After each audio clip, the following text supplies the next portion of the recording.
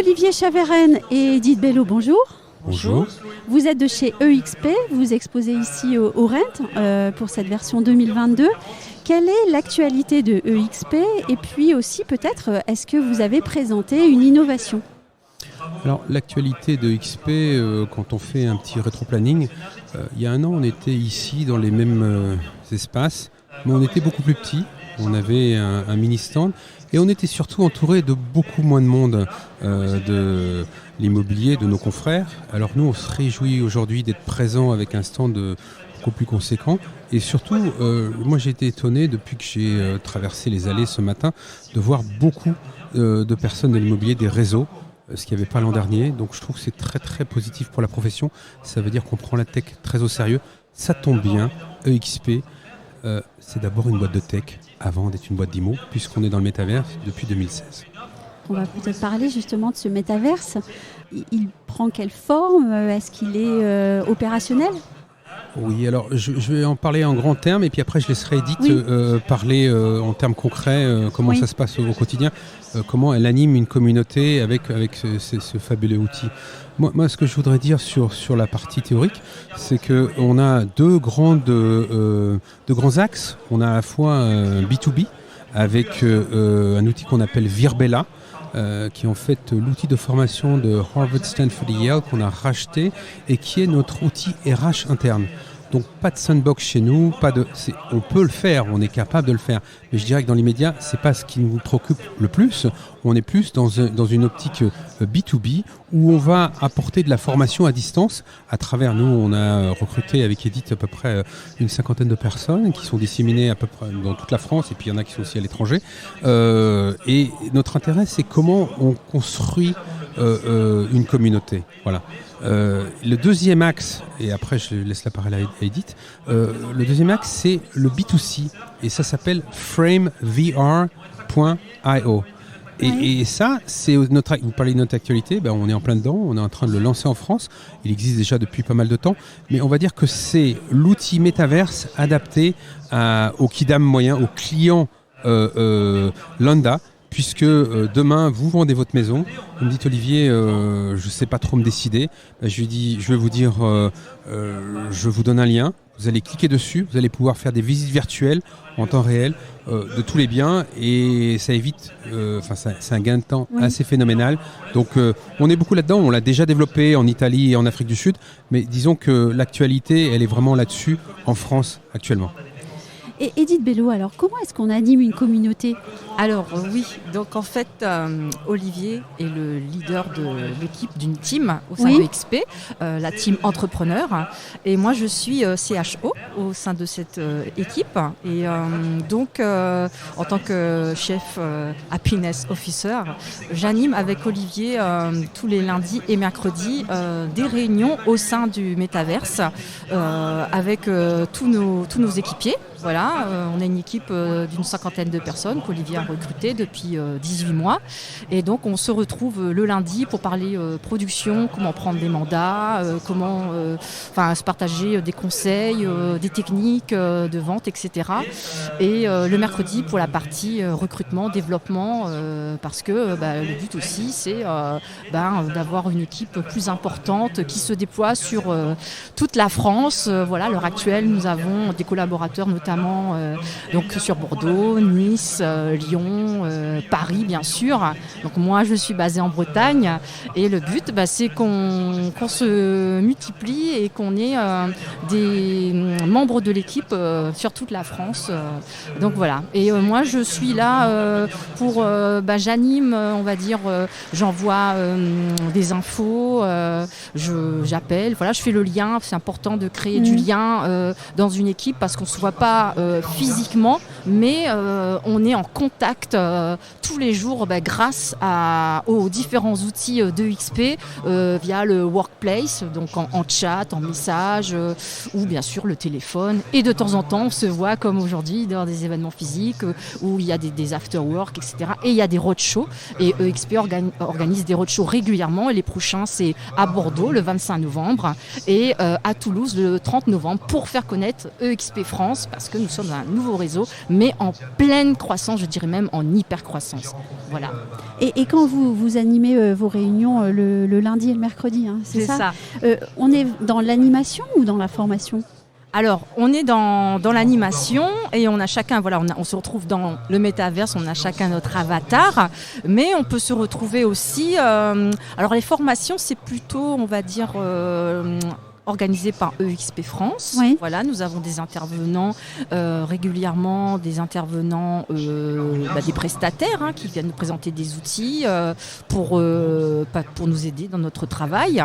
Mais c'est vrai que le but, c'est éventuellement, bien sûr, d'organiser des réunions entre nous et on se partage aussi différents outils, on s'entraide. Voilà, notre mot d'ordre dans notre équipe, c'est l'entraide.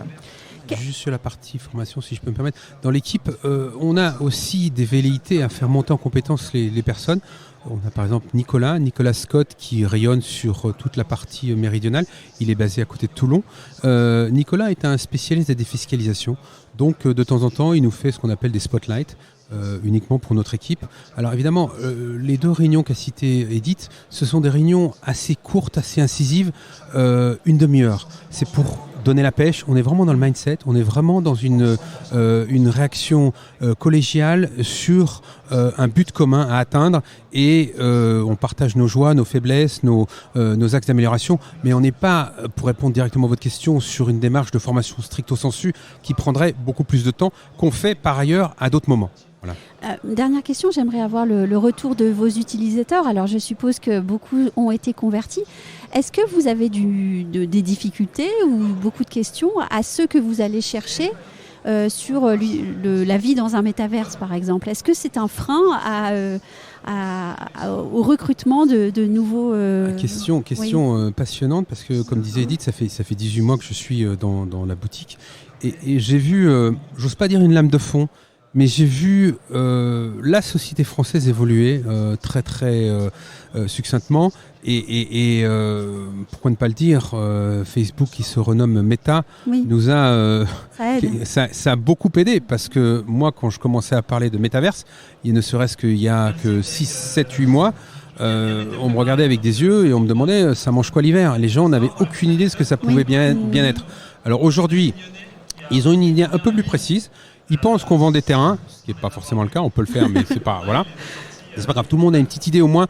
On a on dégrossit à peu près le sujet. Mais pour répondre à votre interrogation, qui est légitime évidemment, c'est que j'irais même plus loin qu'en répondant par l'affirmative. Je dirais que EXP ne peut que aujourd'hui être le premier réseau en croissance en France. 116% quand même, on est numéro 1, ne peut qu'être à cause de notre métaverse, à cause de notre écosystème. Donc en fait, ça va plus loin qu'une saine démarche, on aime ou on n'aime pas. C'est en fait les fondamentaux, en anglais on parle de bedrock, c'est vraiment le terreau fertile sur lequel on peut développer notre système. Pourquoi ? Parce qu'avec notre métaverse, on est capable de rétribuer largement les agents, de donner de 75 à 100% de commission, sans que ça nous coûte un bras. Il faut quand même savoir qu'on redistribue 95% des coms. Donc, pour répondre à votre question, évidemment, ils aiment, ça leur plaît. Je n'ai pas dit que tout le monde le faisait. Moi, je suis toujours Arnaud Motreff, qui est une grosse source d'inspiration pour nous, qui évolue, lui, qui est un ancien top producteur de Century 21, qui nous a rejoint et qui est dans le Chablais. Coucou Arnaud. Je dis simplement que Arnaud, c'est pas trop son truc. Et alors ? Il est quand même icon chez nous, il fait quand même 500 000 de chiffres, il n'en a pas forcément besoin, ou il n'a pas encore, il y en a dans son équipe qui l'utilise, lui il a peut-être d'autres velléités, d'autres priorités, c'est pas grave. L'outil est là, on peut s'en saisir et on peut vraiment l'utiliser à la fois pour prendre des clients, pour vendre, mais aussi pour recruter, il y a les deux quoi. Mais à vous entendre, l'outil est gratuit. Alors, il est gratuit sur l'utilisation, mais combien d'argent avez-vous dépensé pour le développer ? C'est un outil qui est importé des États-Unis, il faut le dire. Virbela, je vous invite à aller voir Virbela et Frame. Vous allez voir. Alors, je m'arrête un instant sur Frame parce que c'est un outil assez magique et c'est moi qui, pour rien vous cacher, tout le monde n'est pas parfait. J'ai beaucoup étudié. J'aime étudier d'ailleurs. Et dans mes études, j'ai vu pas mal. J'ai enseigné, notamment à l'université quand je faisais mon doctorat. Et ce qui m'a intéressé, c'est de voir comment une communauté pouvait se saisir d'un outil. Frame, c'est ça. Moi, quand j'ai commencé à regarder Frame, j'étais un peu époustouflé sur YouTube par le nombre de tutoriels qui sont disponibles par des profs de français, de FLE, et d'autres aux quatre coins du monde qui l'utilisent pour leurs élèves. Donc cet outil-là, je dirais qu'il est inclus dans les 50 € qu'on paye tous les mois, oui. mais il n'y a pas d'autres frais évidemment. Répondre directement à votre question sur combien ça coûtait, là il faudrait voir Jeff Whiteside qui est le CFO, si vous pouvez avoir un rendez-vous avec lui, bonne chance.